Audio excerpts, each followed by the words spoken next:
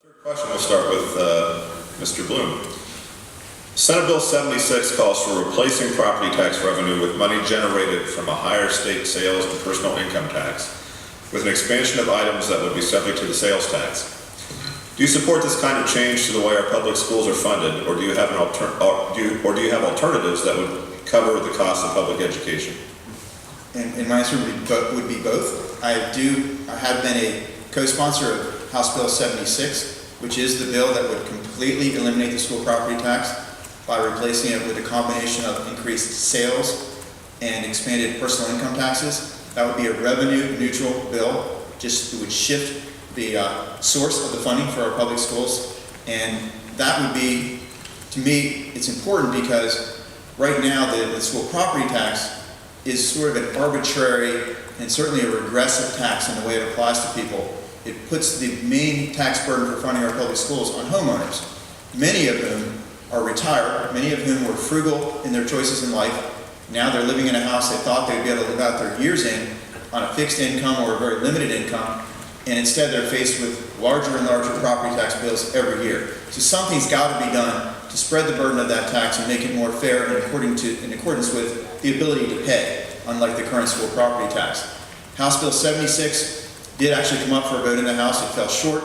I voted for it, but it fell short. The Senate was looking at it, but they ended up not doing anything with it. There was an alternative bill, however, that I also voted for, House Bill 1189, that was a local option property tax elimination that would have allowed school districts to substitute a combination of other income-based taxes for the school property tax. That bill passed the House, went to the Senate. It died over there for now, but again, this issue is not going away. We need to address it. It's completely unfair to continue to make our senior citizens, our homeowners who are frugal in life and work hard to have a place to live, bear the entire burden of paying for our schools.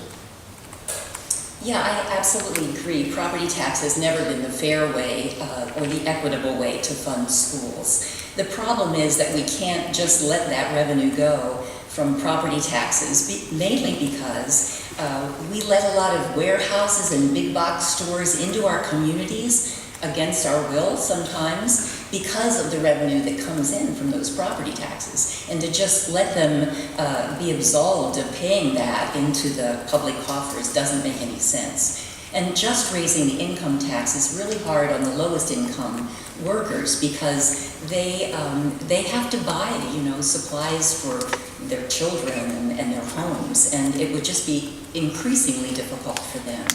So I think what we need to do is find a way to do a kind of a hybrid that would allow us to get rid of some of the fraud and waste that is in the charter schools and also in the tuition that we're being forced to pay at the local level.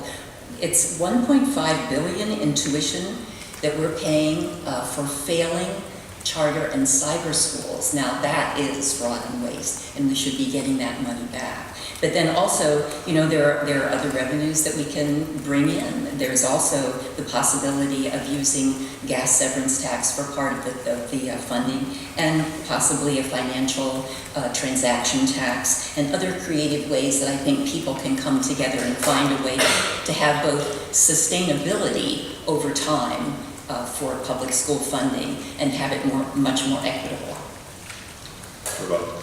And I just wanted to point out that the other part of it I didn't get to talk about was addressing some of the cost drivers in public education as well. If you look at the history of public education spending in Pennsylvania, over the past 15 years it's more than doubled.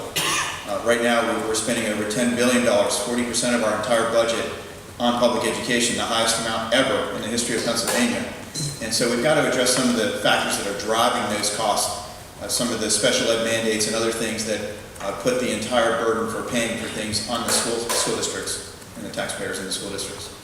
Thank you. So I'd just like to mention that when my husband and I moved to Carlisle in 1971, our house was $30,000. I don't think you buy a house with 3 bedrooms and 2 bathrooms for $30,000 today. So comparing the cost of schools on the level that it's being compared doesn't make any sense. What's actually happened is the percentage of investment of the state has gone down significantly. In 1980, the percentage of investment was 55%, now it is 35%. Thank you.